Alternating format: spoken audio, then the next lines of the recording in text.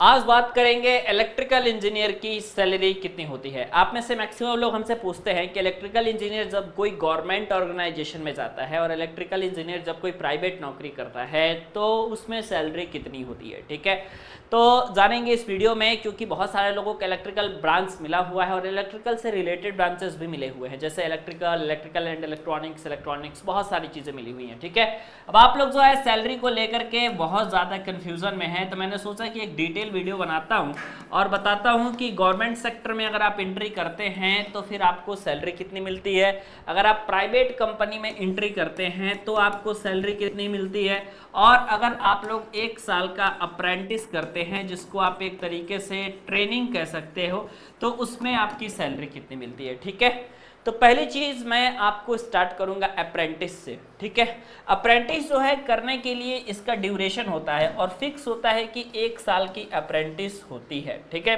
इसके लिए आपको रजिस्ट्रेशन करना पड़ता है गवर्नमेंट के वेबसाइट पे, और गवर्नमेंट अपना सर्टिफिकेट भी देती है कि 1 साल तक बंदे ने अप्रेंटिस किया है। ठीक है, अप्रेंटिस करने के बाद जो है आप किसी भी प्राइवेट नौकरी में जाओगे तो आपका वहाँ पे थोड़ा फ़ायदा मिलेगा और आपको प्रायोरिटी दी जाएगी। ठीक है, तो अप्रेंटिस में जो है सैलरी फिक्स होती है, आपको याद रखना है। ठीक है, अप्रेंटिस मतलब कि आप एक तरीके से ट्रेनिंग पीरियड पे हो, वो आपका जॉब नहीं है, आपका जॉब एक्सपीरियंस में काउंट नहीं होगा, वो आपका एक तरीके से ट्रेनिंग होता है। और इस ट्रेनिंग में आप लोगों का लगभग किसी कंपनी में अप्रेंटिस करने पे 10,000 मिलते हैं और गवर्नमेंट का रेट है 7500। ठीक है, 7500 8500 यही गवर्नमेंट का रेट है अलग अलग ऑर्गेनाइजेशन में, लेकिन ये एक प्रकार की ट्रेनिंग है जिसके लिए आपको सर्टिफिकेट मिलता है, ये अप्रेंटिस का। ठीक है, 1 ईयर का मिल जाएगा आपको सर्टिफिकेट।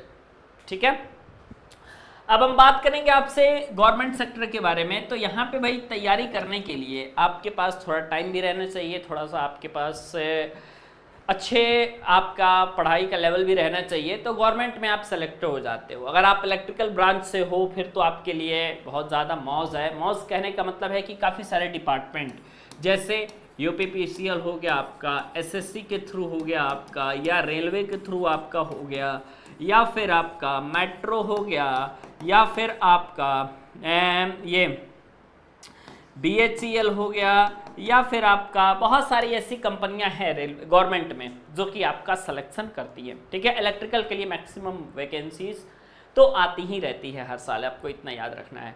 तो इलेक्ट्रिकल के लिए जब मैक्सिमम वैकेंसी आती है हर साल, तो गवर्नमेंट में एक्चुअली में होता क्या है भाई कि गवर्नमेंट में आपको याद रखना है कि करना क्या है, आपको सैलरी के बारे में बात हो रही है तो आपकी गवर्नमेंट में सैलरी अप्रॉक्सीमेटली 45,000 रुपये से स्टार्टिंग होती है, और जैसे जैसे आपका गवर्नमेंट के स्कीम के अनुसार सैलरी में बढ़ोतरी होती है वैसे वैसे आपका सारी चीज़ें होता है। ठीक है, तो ये है आपका गवर्नमेंट का केस। ठीक है, लेकिन उसके लिए थोड़ी तैयारी, थोड़ा टाइम आपको देना पड़ेगा। इसमें अप्रेंटिस के लिए कोई तैयारी नहीं करनी पड़ती, एक सिंपल फॉर्म आता है वेबसाइट पे और उसका फॉर्म भर दिया जाता है तो आपको अप्रेंटिस 1 साल की मिल जाती है। अब बात करेंगे प्राइवेट, क्योंकि मैक्सिमम लोग जो है यहाँ पे आने के लिए कोई बहुत अधिक तैयारी नहीं करनी पड़ती है, प्राइवेट नौकरी में आने के लिए कोई बहुत अधिक तैयारी नहीं करनी पड़ती है। ठीक है, तो कोई बहुत अधिक तैयारी नहीं करनी पड़ती है, यहाँ पे आने के बस 2 चांसेस आपके पास होते हैं। एक तो ये होता है कि आपका कॉलेज कैंपस हुआ और आपको प्लेसमेंट मिल गई, पहला अपॉर्चुनिटी आपके पास ये होता है। थोड़ा सा मैं पतला कर दे रहा हूँ ताकि मैं अच्छे से लिख पाऊँ। ठीक है, पहला चांस तो आपके पास ये होता है कि आपको प्लेसमेंट मिल गया। ठीक है, मतलब आप प्लेस हो गए किसी कंपनी में। तो जब प्लेसमेंट आपका होता है तो यहाँ पे सैलरी फिक्स होती है, जैसे आपको 2.5 का पैकेज मिल गया, 3 का मिल गया, 3.5 का मिल गया, 4 का मिल गया, इस तरीके से पैकेज फिक्स होता है। ठीक है, और कंपनियां जब प्लेसमेंट करती हैं तो ये ऑन रोल बेसिस पे करती है, मतलब कंपनी बेसिस पे आपका सिलेक्शन होता है। ठीक है, तो कंपनी बेसिस पे सिलेक्शन होता है, आपको प्लेसमेंट मिलते हैं, ये चीज़ आपको याद रखना है। तो एक तो रास्ता ये हो गया, और ये रास्ता आपका होता है कॉलेज में ही, कॉलेज कैंपस में फाइनल ईयर के दौरान आपके पास कंपनी आती है और अलग अलग कंपनियां आकर के सबका कैंपस प्लेसमेंट करती है। ठीक है, जैसे हीरो हो गया, मोटर्स हो गया, टाटा मोटर्स हो गया, टाटा इलेक्ट्रॉनिक्स हो गया, ये बहुत सारी कंपनियां हैं। जैसे अब हाल ही फिलहाल में टाटा इलेक्ट्रॉनिक्स ने यूपी के बहुत सारे कॉलेजों में कैंपस प्लेसमेंट किया है। ठीक है, इसके अलावा मारुति सुजुकी ने भी किया है, इसके अलावा होंडा ने भी किया है, इसके अलावा याज़ाकी ने भी किया है, इसके अलावा एचपीएल ने भी किया है, इसके अलावा एक्सिकॉम भी कई सारी कंपनियों में जाती है। तो इसके अलावा आपके हेवेल्स में भी काफ़ी सारे लोगों का सिलेक्शन होता है। तो ये है, ये कैंपस प्लेसमेंट का रूल है, ठीक है। अब मान लो कि कैंपस प्लेसमेंट आपका हो गया, तब तो आपको वहाँ से जॉब मिल गई और आप जो है कॉलेज में पास आउट होने के बाद जो है सीधे तौर पे चले गए कंपनी में जॉब करने के लिए। अब दूसरा रास्ता ये है कि आपके पास जो है आपके यहाँ आपके कॉलेज में कैंपस प्लेसमेंट नहीं हुआ, ठीक है। तो जब आपका कैंपस प्लेसमेंट नहीं होता है तो फिर तो आपके पास जो है जॉब नहीं है, आप सीधे तौर पे सिर्फ डिग्री लेकर के और कॉलेज से निकल रहे हो, ठीक है। डिग्री लेकर के कॉलेज से निकल रहे हो, आपके पास वहाँ पे कोई जॉब नहीं है। अब आप जो है सीधे तौर पे जाते हो कंपनी में, ठीक है। आप जाते हो कहाँ? कंपनी जाते हो, ठीक है।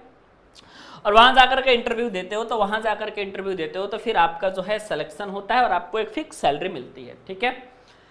उसके बाद आप जो है जैसे जैसे कंपनी चेंज करते जाते हो अपने टाइम पीरियड के दौरान, जैसे कोई साल भर में कंपनी चेंज कर रहा है, कोई 2 साल में कंपनी चेंज कर रहा है, कोई 1.5 साल में कंपनी चेंज कर रहा है, तो आपको 40 to 45% का हाइक आपको आराम से मिल जाता है, ठीक है।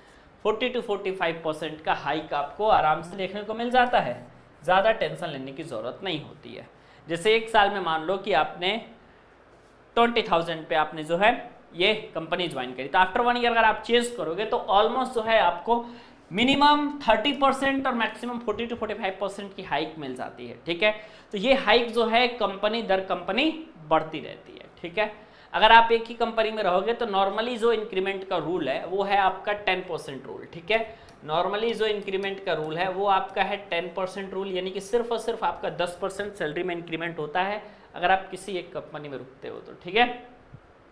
लेकिन अगर जो है आप एक कंपनी में नहीं रुकते हो, आप कंपनी चेंज करते हो, तो फिर जो है आपकी सैलरी कंटिन्यू बढ़ती जाती है। ये चीज़ आपको याद रखना है, ठीक है। तो मिलते हैं आपसे नेक्स्ट वीडियो में। मुझे उम्मीद है आपको ये वीडियो पसंद आई होगी। अगर आपको ये वीडियो पसंद आती है तो वीडियो को लाइक ज़रूर कीजिएगा, चैनल पर नए हैं तो चैनल को सब्सक्राइब जरूर कीजिएगा ताकि लेटेस्ट वीडियो की जानकारी आपको सबसे पहले मिला करें।